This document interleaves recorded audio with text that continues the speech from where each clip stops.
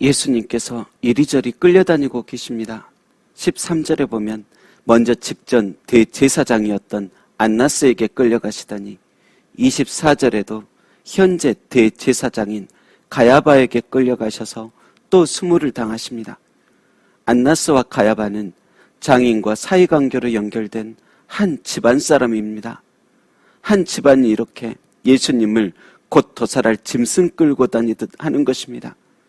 이렇게 장인과 사이, 이 둘이 죽이 맞아서 종교계와 사회 전반에 걸쳐 무자비한 권력을 휘두르고 있는 것입니다. 여러분, 고고학자들이 예루살렘을 발굴 작업 중에 가야바의 집을 발견하였는데 얼마나 의리의리하고 호사스러운지 이루 말할 수가 없었는데 장인이나 사위 둘 다 대제사장 역할하면서 얼마나 많은 부정부패를 저지르며 부를 축적하였는지를 그 발굴 현장을 통하여서도 알 수 있었습니다. 그들의 마음 겸손하여 대제사장답게 하나님의 손을 잡았으면 좋았으련만 오히려 그 마음 강팍하여 정치 권력과 손을 잡고 많은 부정부패로 얻은 물질과 권력으로 서민들을 힘들게 하고 앞에선 고상한 척하지만 뒤에선 정적들을 제거하고 결국 악한 무리들과 결탁하여 예수님을 죽이기까지 하는 것입니다. 여러분, 너무 악한 가문입니다. 자신들의 위치가 최상류층이라 그들은 자랑스러울지 모르겠지만 주님 보시기에 그 집안은 배설물이 넘치는 정아조보다 더러운 집안일 뿐입니다. 한 집안에 한 명만 이런 짓을 해도 참으로 고개 들 수 없을 텐데 이렇게 둘이 합력하여 악한 행동을 하니 얼마나 가련하도록 못난 집안입니까? 그들은 무지한 예수님까지 심판하며 자신의 힘과 권력이 이 정도라며 기고만장했을지는 몰라도 그들은 결국 벌거벗은 영혼처럼 주님 앞에 서서 돌이키지 못할 영원한 심판을 받을 존재가 되었을 뿐입니다. 여러분, 그들은 생명이 있을 동안에는 자신들의 영혼이 어떤 상태이고 도대체 무슨 악한 행동을 하고 살아가는지 도무지 몰랐습니다. 깨닫고 싶어 하지도 않았을 것입니다. 그들의 삶 속에도 분명 회개할 기회가 있었을 텐데 빌라도의 아내처럼 꿈속에서라도 자신들의 행동이 얼마나 악한 것인지 어떤 형태로든지 하나님께서 사인이라도 주셨을 텐데 그들은 거대한 권력과 돈의 잔에 취해 그 기회를 놓쳐버렸습니다. 하지만 베드로는 다릅니다. 닭이 우는 그 소리에도 깨닫습니다. 닭 우는 소리에 자신에게 주셨던 주님의 말씀 떠올라 엉엉 우는 것입니다. 본문 요한복음 18장에서는 베드로의 우는 장면은 안 나오지만 마태복음과 누가복음에서는 닭 울기 전에 내가 3번 나를 부인하리라 하심이 생각나서 밖에 나가서 심히 통곡했다고 기록합니다. 베드로는 결코 예수님을 부인하지 않겠다고 장담했지만 안나스의 집 앞에서도 가야바의 집 앞에서도 계속 예수님 모른다고 부인하던 자신의 모습이 떠올라 이런 자신이 너무 어처구니 없고 싫어 참으로 서럽고 아프게도 큰 소리로 엉엉 운 것입니다. 그리고 마태복음에 보면 그 추웠던 밤 예수님께서 그 대제사장 집들에서 얼굴에 침뱉음을 당하며 구타와 함께 모욕을 당하고 있었다고 기록합니다. 그런데 그때 베드로는 뭘 하고 있습니까? 요한복음 18장 18절을 보면 베드로는 안나스의 집 앞에서 불을 쬐고 있고 25절에도 보니 가야바의 집 앞에서도 똑같이 불을 쬐고 있습니다. 베드로가 예수님을 사랑하지 않는 게 아니지만 안나스와 가야바의 집에 쳐들어가 예수님의 무죄를 호소하다 잡혀 같이 죽느니 몸이 덜덜 떨리는 이 추운 밤 따뜻한 불 앞에 있는 게 더 이득이다 여기는 것입니다.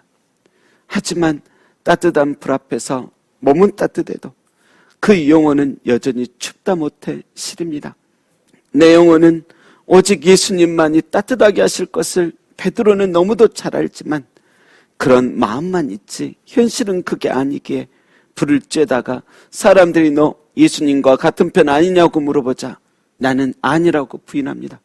또 물어보자 대체 무슨 말을 하는 거냐 나는 아니라고 또다시 부인하고 또 물어보자 내가 거짓말하면 저주를 받겠다 맹세하면서까지 난 그 사람 모른다고 발뺌합니다.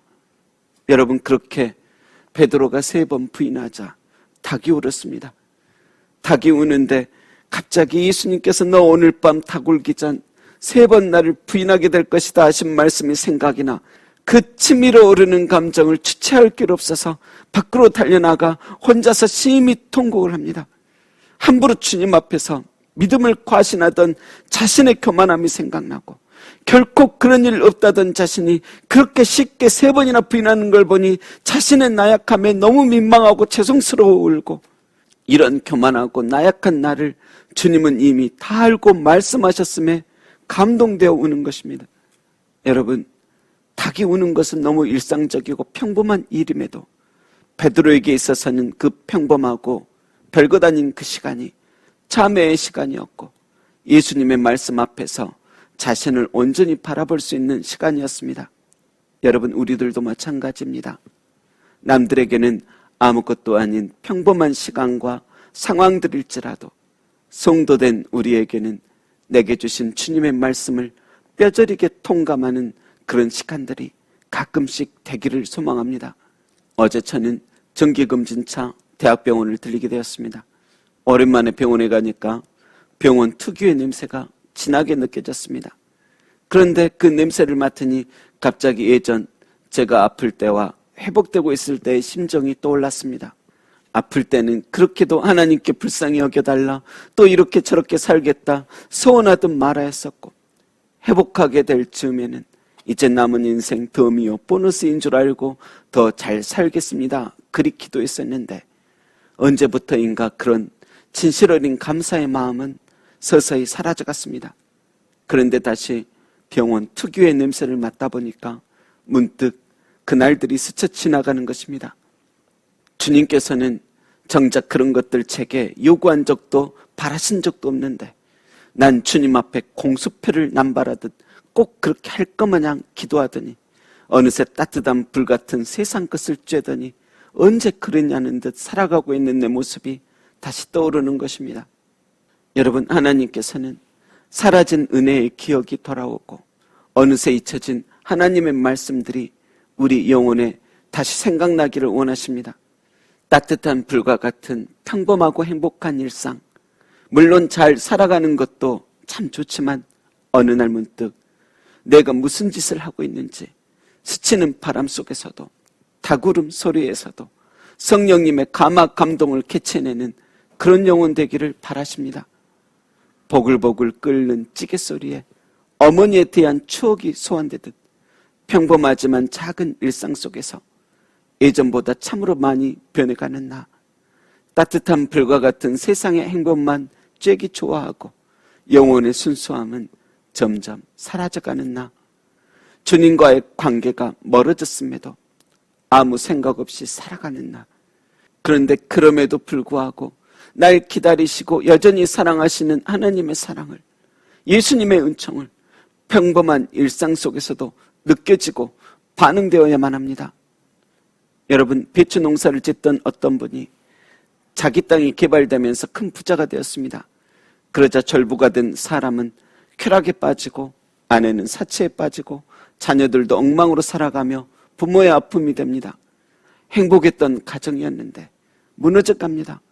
그런데 어느 날 지하실에 내려가는데 그곳에는 옛날 배추를 팔 때 사용하던 낡은 리어커가 있었습니다. 그는 낡은 리어커를 보고 또 어루만지며 마음감이 교차합니다. 그러더니 갑자기 배추 사려 하면서 절규하기 시작합니다.